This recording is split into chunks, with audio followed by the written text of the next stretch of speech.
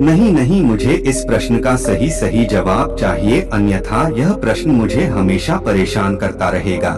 इसलिए मैं इसका सही सही जवाब जानना चाहता हूँ। यदि तुम इसका सही सही जवाब दे देते हो तो तुम यहाँ से जा सकते हो, मैं तुम्हें नहीं रोकूंगा। इस पर वह अंधा आदमी कहता है, हे राजा, इसके लिए तो मुझे आपके माँ के पास भी जाने की कोई आवश्यकता नहीं है।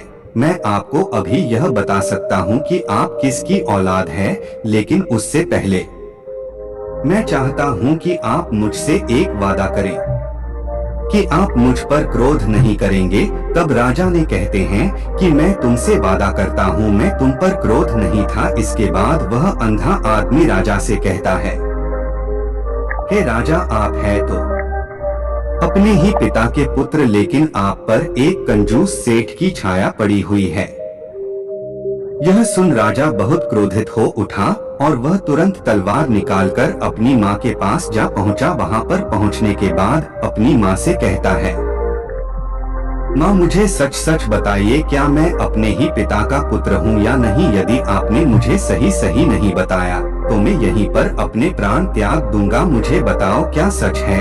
इस पर उस राजा की माँ कहती है, बेटा, तू है तो अपने ही पिता का पुत्र, लेकिन तुम्हारे ऊपर एक कंजूस सेठ की छाया पड़ी हुई है। जब मैं एक बार नहाने के बाद अपना मुंह आईने में देख रही थी, तभी उसका आँच के पीछे मुझे एक कंजूस सेठ नजर आता है और उसी की छाया तुम पर पड़ चुकी है। यह सुन राजा बहुत खुश हो जाता है और वह तुरंत दौड़ा दौड़ा वापस उस अंधे आदमी के पास पहुंचता है और उस अंधे आदमी से कहता है, तुम्हें यह कैसे पता चला कि मुझ पर एक कंजूस सेठ की छाया पड़ी हुई है? इस पर वह आदमी कहता है, हे राजन, आपने मुझसे कई सारे सवाल पूछे जिनका जवाब मैंने आपको सही सही दिया है।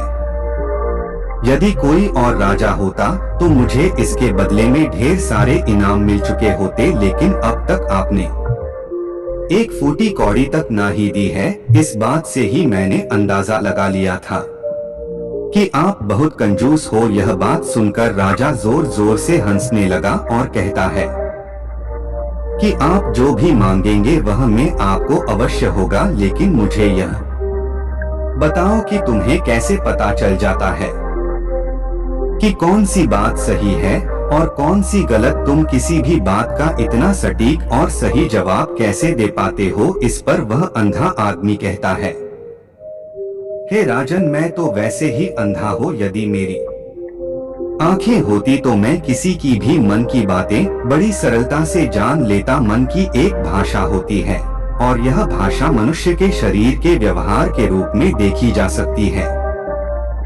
उसकी आंखों से, उसके होठों से, उसके काम करने के तरीके से और उसकी क्रियाओं से पता किया जा सकता है कि उसके मन में क्या चल रहा है।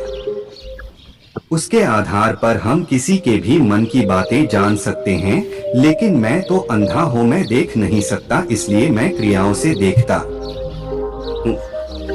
यदि मुझे कोई बात जाननी हो तो अगले आदमी को कुछ काम देना पड़ता है, जिस पर वह व्यक्ति किस प्रकार काम करता है, किस तरीके से इस काम को करता है, उसके आधार पर ही मैं यह पता कर पाता है कि उसके मन में क्या चल रहा है। तभी वह राजा कहता है, तो क्या इसका अर्थ यह हुआ कि मैं भी किसी के मन की बातें जान सकता हूँ? इस पर वह अंधा आदमी कहता है, हे राजन, अवश्य आप भी किसी भी व्यक्ति के मन की बात जान सकते हैं, किंतु उससे पहले आपको अपने ऊपर काम करना होगा और वह काम है अपने मन को शांत करके अपने मन को वर्तमान में लाना होगा, जिसके लिए मैं आज आपको 3 तरीके बताने वाला है। और यह दोनों ही तरीके बड़े ही आसान और सरल है, किंतु हे राजन, उससे पहले आपको एक काम करना होगा, अपने मन को एकाग्र करना है। जब हम अपने मन को एकाग्र करते हैं तो अपने मन को वर्तमान में लाते हैं, तो हम दूसरे के मन की बात जान सकते हैं, क्योंकि वह आदमी अभी भी अपने मन में वर्तमान में ही सोच रहा है। और हमें भी मन को वर्तमान में ही लाना होगा, तभी हम उसके मन की बातें जान सकते हैं। यदि हम अतीत में हुई घटनाओं के बारे में सोच रहे हैं, तो वह जो अगला आदमी वर्तमान में सोच रहा है, वर्तमान में अपने मन में बात कर रहा है, वह हम कैसे जान पाएंगे? क्योंकि हम तो अतीत की घटनाओं में डूबे हुए हैं। इसलिए किसी के भी मन की बात जानने के लिए सबसे पहले हमें हमारे मन को एकाग्र करना होगा, उसे वर्तमान में लाना होगा। आगे वह व्यक्ति राजा से कहता है, हे राजा, जो 3 तरीके में आपको बताने वाला हूँ, इन 3 तरीकों से बड़ी आसानी से किसी के भी मन की बातें जान सकते हैं। उसके बाद वह अंधा आदमी राजा से कहता है, हे राजन, जो सबसे पहला तरीका है वह है आंखों पर ध्यान देना। किसी व्यक्ति से बात करते वक्त उसकी आंखों में देखना, उसकी आंखों पर ध्यान देना जो सबसे ज्यादा जरूरी है। क्योंकि आंखें बोलती नहीं पर बहुत कुछ कह जाती है। यदि हम किसी व्यक्ति की आंखों के इशारों को समझना सीख जाए, हम यह जान पाएंगे कि व्यक्ति के दिमाग में क्या चल रहा है, वह क्या सोच रहा है और अभी वह क्या करने वाला है। मेरे पास आंखें नहीं, लेकिन मैंने अपने गुरु से यह विद्या सीखी है। क्योंकि बहुत सालों पहले मेरे पास आंखें थी और मैं उस वक्त लोगों के मन की बातें केवल उनकी आंखों से ही जान लेता था। इसलिए यदि आप भी दूसरों की मन की बातें जानना चाहते हैं, तो आपको भी उनकी आंखों पर गौर करना चाहिए। जैसे कि उनका आकार कैसा है, वह कब, कहां और किधर देख रहे हैं। यदि उसकी आंखें यहाँ वहाँ घूम रही हैं, जब आप उससे बातें कर रहे हैं, तो वहाँ वह इधर उधर मोड़ रहा है, कभी ऊपर तो कभी नीचे या कभी आसपास, या फिर उसकी आंखें खुश नजर आ रही हैं, या फिर आंखें निराश नजर आ रही है। जैसे कि चोर होता है, उसकी आंखों में जब हम देखते हैं तो हमें यह पता चलता है कि अगले आदमी ने कोई गलती की है। ठीक उसी प्रकार जब हम किसी चालाक व्यक्ति की आंखों में देखते हैं, तो आपको पता चलेगा कि उसकी आंखों में एक भाषा होती है, एक बहुत ही सीधा और आसान तरीका होता है। यदि आपको यह पता लगाना है कि सामने वाला व्यक्ति आपसे झूठ कह रहा है या फिर सही, तो आपको उसकी आंखों पर ध्यान देना अति आवश्यक है। यदि आपसे बात करते वक्त वह व्यक्ति अपनी आंखें यहाँ वहाँ घुमा रहा है या ऊपर नीचे इधर उधर दाएं बाएं हर जगह देख रहा है, तो इसका अर्थ यह हुआ कि वह उस बात से निकलने का कोई रास्ता ढूंढ रहा है और कोई झूठ बोल रहा है। यदि सामने वाला व्यक्ति आपसे कुछ झूठ कहने का प्रयास कर रहा है, तो वह आपसे नजर नहीं मिला आएगा, वह यहाँ वहाँ देखेगा पर नीचे देखेगा, लेकिन वह आपकी आंखों में आंखें डालकर कभी नहीं देख पाएगा, क्योंकि उसे डर है कि यदि उसने आपकी आंखों में आंखें डालकर देखा तो उसका झूठ पकड़ा जाएगा और लोगों को सच्चाई का पता चल जाएगा। और इसी प्रकार कुछ और भी भाषाएं होती है। जब आप किसी की आंखों में आंखें डालकर यह देखना शुरू कर दें कि उसके हाव भाव क्या है, ठीक उसी प्रकार चेहरे के हाव भाव होते हैं, जिससे हम मन की बातें बड़ी आसानी से समझ सकते हैं और इन्हें भी समझना बहुत जरूरी है। कभी कभी कोई व्यक्ति अपने चेहरे से जैसे आंख, होंठ और बहुत से कुछ अलग अलग व्यवहार करता है।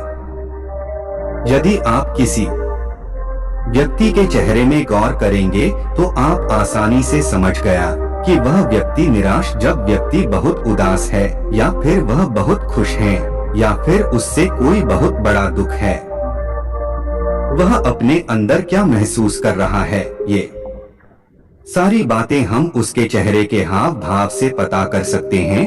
फिर चाहे इंसान जुबान से कुछ बोले या ना बोले, लेकिन आप उसके चेहरे से सब कुछ पता कर सकते हैं।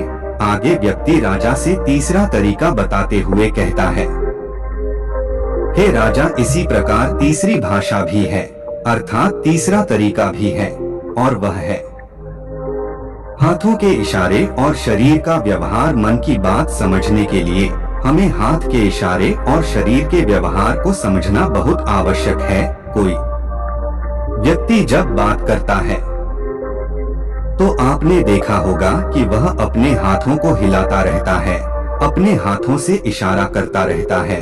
बातों के साथ साथ अपना शरीर का जो व्यवहार है अर्थात बॉडी लैंग्वेज, उसका भी पूरा उपयोग करता है, जिससे हमें यह पता चल पाता है कि वह व्यक्ति हमारी बातों पर कितना ध्यान दे रहा है और उसके मन में क्या चल रहा है। शरीर के व्यवहार को देखने के बाद उसके हाथ मटकाने, शरीर मटकाने और चेहरे पर बार बार हाथ लगाना, हाथों का एक दूसरे से मसलना, ऐसी बहुत सी क्रियाएं होती है।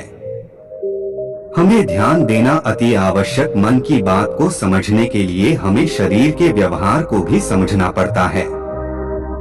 यदि हम इन 3 तरीकों को सही तरीके से ध्यान देकर इन 3 तरीकों को अच्छे से समझ लेते हैं तो हम बहुत जल्दी किसी भी व्यक्ति के मन की बातें बड़ी सरलता और सहजता से जान सकते हैं। इसलिए यदि आपको किसी के मन की बातें जाननी है तो आपको उसकी आंखों पर, उसके चेहरे पर, उसके शरीर के हाव भाव को और उसके हाथों को ध्यान पूर्वक देखना और समझना होगा, जिससे आप यह समझ पाएंगे ये आखिरकार उसके मन में क्या चल रहा है और वह क्या सोच रहा है। लेकिन उनसे पहले आपको अपने मन को एकाग्र करना होगा, शांत करना होगा और अपने मन को वर्तमान में लाना होगा। तभी आप उस व्यक्ति की इन सभी क्रियाओं पर ध्यान दे पाएंगे, उन्हें समझ पाएंगे। अन्यथा आप यदि अतीत की घटनाओं में व्यस्त है, भविष्य की योजनाओं में व्यस्त हैं, तो आप उस व्यक्ति के हाव भाव पर कभी ध्यान ही नहीं पाएंगे और न ही आप कभी यह समझ पाएंगे कि आखिर उस व्यक्ति के मन में क्या चल रहा है, वह क्या सोच रहा है। आपने देखा होगा कि ऐसे कई बड़े संत महात्मा हैं जो बड़ी ही शांति से आपको देखते हैं और आपको देखकर ही यह बता देते हैं कि आपके मन में क्या चल रहा है, आप उनसे क्या जानने आए हैं। और इसका सबसे बड़ा प्रमुख कारण यही है कि वह आपको पढ़ सकते हैं, आपको समझ सकते हैं, आपकी मन की बातें जान सकते हैं, क्योंकि उनका मन एकाग्र है, शांत है और यही कारण है कि वह आपके मन की बातें बड़ी सरलता से समझ जाते हैं। धन्यवाद।